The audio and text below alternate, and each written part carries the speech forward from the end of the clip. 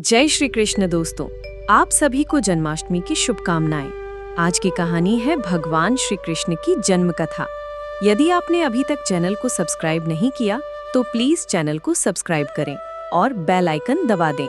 इस कहानी को अंत तक सुनना, भगवान आपकी मनोकामना पूर्ण करेंगे। भाद्रपद कृष्ण अष्टमी को श्री कृष्ण जन्माष्टमी कहते हैं क्योंकि इस दिन भगवान श्री कृष्ण का जन्मदिवस मनाया जाता है।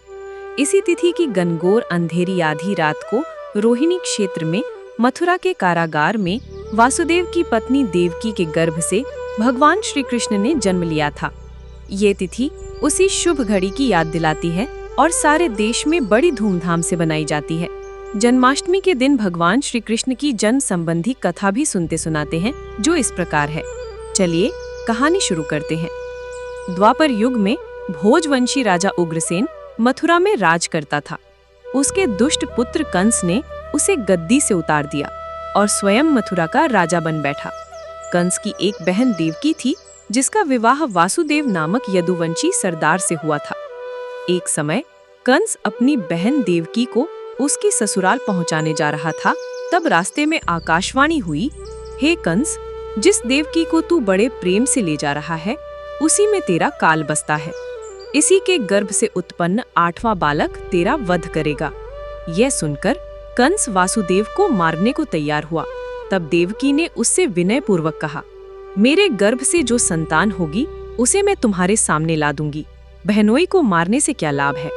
कंस ने देवकी की बात मान ली और मथुरा वापस चला आया।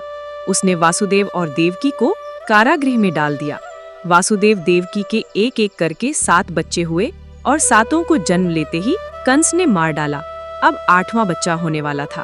कारागार में उन पर कड़े पहरे बैठा दिए गए। उसी समय नंद की पत्नी यशोदा को भी बच्चा होने वाला था। उन्होंने वासुदेव देवकी के दुखी जीवन को देख 8वें बच्चे की रक्षा का उपाय रचा। जिस समय वासुदेव देवकी को पुत्र पैदा हुआ, उसी समय संयोग से यशोदा के गर्भ से एक कन्या का जन्म हुआ, जो और कुछ नहीं सिर्फ माया थी। जिस कोठरी में देवकी वासुदेव कैद थे, उसमें अचानक प्रकाश हुआ और उनके सामने शंख चक्र गदा पद्म धारण किए हुए चतुर्भुज भगवान प्रकट हुए। दोनों भगवान के चरणों में गिर पड़े। तब भगवान ने उनसे कहा, अब मैं पुनः नवजात शिशु का रूप धारण कर लेता हूँ। तुम मुझे इसी समय अपने मित्र नंद जी के घर वृंदावन में छोड़ाओ और उनके यहाँ जो कन्या जन्मी है उसे लाकर कंस के हवाले कर दो। इस समय वातावरण अनुकूल नहीं है, फिर भी तुम चिंता न करो। जागते हुए पहरेदार सो जाएंगे, कारागृह के फाटक अपने आप खुल जाएंगे और उफनती हुई यमुना तुमको पार जाने का मार्ग दे देगी। उसी समय वासुदेव नवजात शिशु रूप श्री कृष्ण को सूप में रखकर कारागृह से निकल पड़े और अथाह यमुना को पार कर नंद जी के घर पहुँचे। वहाँ उन्होंने नवजात शिशु को यशोदा के साथ सुला दिया और कन्या को लेकर मथुरा आ गए। कारागृह के फाटक फिर से बंद हो गए। अब कंस को सूचना मिली कि वासुदेव देवकी को बच्चा पैदा हुआ है।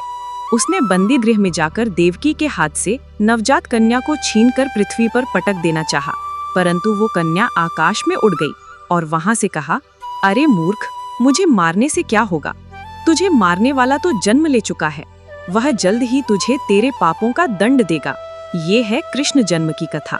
कहानी को लाइक करें, कमेंट में जय श्री कृष्ण लिखें। धन्यवाद।